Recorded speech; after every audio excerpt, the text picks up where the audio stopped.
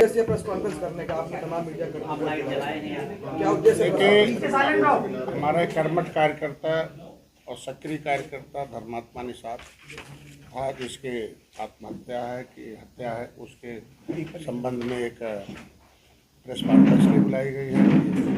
एक तो मीडिया बंधुओं को धन्यवाद देना था कि उन्होंने तथ्यों को सामने लाया और उसको गलत संदेश जाने से रोका है। और कुछ सोशल मीडिया पर कुछ लोगों ने जो पहले से पार्टी विरोधी गतिविधियों में शामिल थे, उन लोगों ने उसको एक तो मेरा समाज कमज़ोर है और पढ़ा लिखा कम है, उसको गलत मैसेज देने का काम किया गया। उस पर तथ्यों के आधार पर जो भी था, मीडिया बंधुओं के माध्यम से हम अपनी जनता, अपने समाज को, देश को, सरकार को भी, और जो एजेंसियां हैं स्वतंत्र जो हमारे संविधान में व्यवस्था दी गई है, उसको हम जो है उसको आपके माध्यम से, प्रेस वार्ता के माध्यम से पहुंचाने का प्रयास किया जाएगा। जो सही होगा वो तो जांच का विषय है। कल दिनांक 16/2/2025 को दिन रविवार को निषाद पार्टी के कार्यकर्ता धर्मात्मा निषाद की आत्महत्या का जो प्रकरण सोशल मीडिया पर सामने आया है, साथ ही आत्महत्या प्रकरण में मेरे और मेरे परिवार पर कई तथ्यहीन और व्यर्थहीन आरोप लगाए गए हैं। मैं हमेशा से पक्षधर रहा हूँ कि जीवन अनमोल है, उसको अपने परिवार और समाज सेवा में लगाए रखना चाहिए। कल से लेकर आज तक न जाने कितने आरोप प्रत्यारोप मेरे और मेरे परिवार के ऊपर, पार्टी के ऊपर लगाए जा रहे हैं।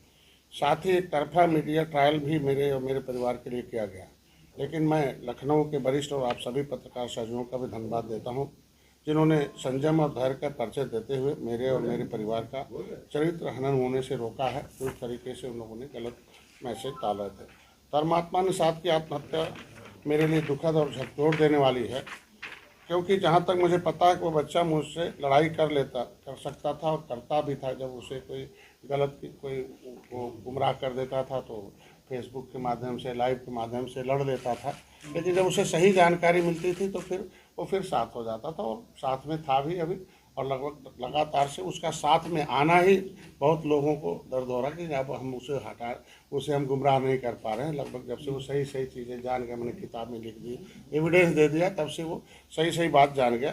तो इसलिए अधिकारियों से लड़ाई कर लेता था, लड़ाकू टाइप का था, सामाजिक सामंतवादियों से भी लड़ाई कर सकता था, किंतु आत्महत्या जैसा कदम वो नहीं उठा सकता है।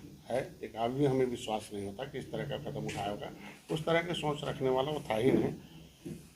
मैं स्वयं इस प्रकरण की उच्च स्तरीय जाँच की मांग करता हूँ और इस प्रकरण की जाँच निष्पक्ष हो। जाँच अधिकारी व पुलिस अधिकारियों से भी कहूँगा कि मेरे द्वारा इस प्रकरण में कुछ विषय रखे जा रहे हैं, उन विषयों को संज्ञान में लेते हुए जाँच की जाए, क्योंकि जांच अधिकारी के सामने हमें अपने जो हमारे पास एविडेंस है वो पहुंचना आवश्यक चाहिए।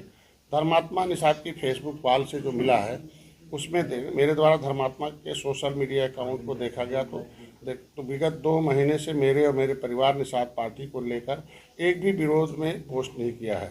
हाल ही में 13/1/2025 को निषाद पार्टी का संकल्प दिवस जो अधिकार यात्रा था, उस समय महाराजगंज गोरखपुर पहुंचने पर धर्मात्मा निषाद स्वागत में, रैली में, हर शहर में था और उसमें बढ़ चढ़ के हिस्सा भी लिया, मंच पर थे और तमाम देखा होगा आपने, उसने पोस्ट भी किया था।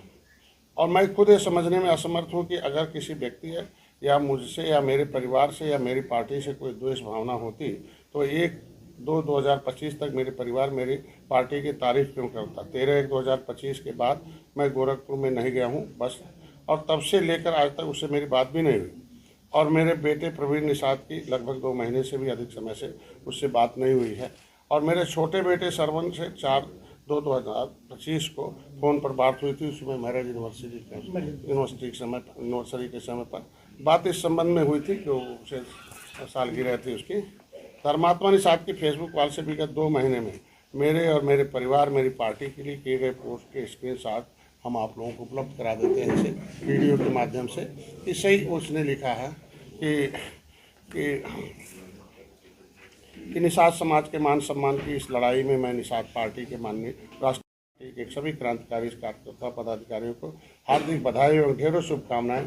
संकल्प दिवस के शुभ अवसर पर जिस तरह का जोश और जुनून के कार्यकर्ताओं का देखने को मिला है, उससे यह प्रतीत होता है कि जिस तरह से 2015-2016 के बीच पार्टी के कार्यकर्ताओं का जोश जुनून देखने को मिलता था, वही जोश और जुनून अब पुनः पार्टी के कार्यकर्ताओं के अंदर देखने को मिल रहा है। और ये जोश जुनून से ये भी संकेत दे रहा है कि आने वाले दिनों में प्रदेश की सत्ता, देश की सत्ता किसके हाथों में होगी, यह निषाद पार्टी के कार्यकर्ता, निषाद समाज तय करेगा। सत्ता के दम पर निषाद समाज का अत्याचार करने वाले सत्ता के शैतानों, तुम भी कान खोलकर सुन लो कि अगर यह लोग मित्रता निभाना जानते हैं तो समय आने पर अपने समाज को रक्षा हेतु लड़ना भी जानते हैं। धर्मात्मा निषाद है, उनके आईडी से 14 जनवरी इस है 2 महीने पहले ये करते हुए फोटो है और हम उससे पीपीटी में अभी आपको दे देंगे। ये जब से सही बात जान गया, गुमराह करने वालों से दूरी बना लिया और सही साथ हमारे कार्यकर्ताओं, मेरे द्वारा लिखी हुई किताबों को, और तभी तथ्य जब एक एक जान गया तब से वो हमारी पार्टी के साथ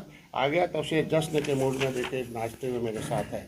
ये अभी 1 महीने पहले का, उसके बाद कोई पोस्ट नहीं लगाता रहा है।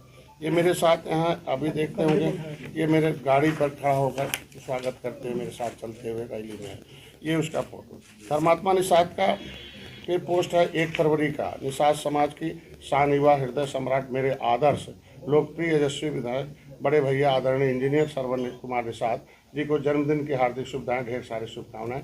भगवान निषाद राज महाराज जी आपको ऐसे अथासी राजनीति उस शिखर पर पहुँचाए, ये उसका है। मतलब आदर्श किसे मानते हैं आप समझ सकते हैं कि आदर्श लिखना छोटी चीज़ है, वो उसी के अकाउंट से। इतने पोस्ट देखने के बाद मैं अब आपके विवेक पर छोड़ रहा हूं कि क्या यह आत्महत्या का प्रकरण मेरे साथ संबंधित है या नहीं है। यह तो विचारणीय बिंदु है, सभी लोग विचार कर बुद्धिमान है। दूसरा, धर्मात्मा की फेसबुक आईडी से जो पोस्ट डाला गया है उसमें ऊपर फर्जी मुकदमे की बात की गई है। जहां तक मुझे पता है कि धर्मात्मा पर नवंबर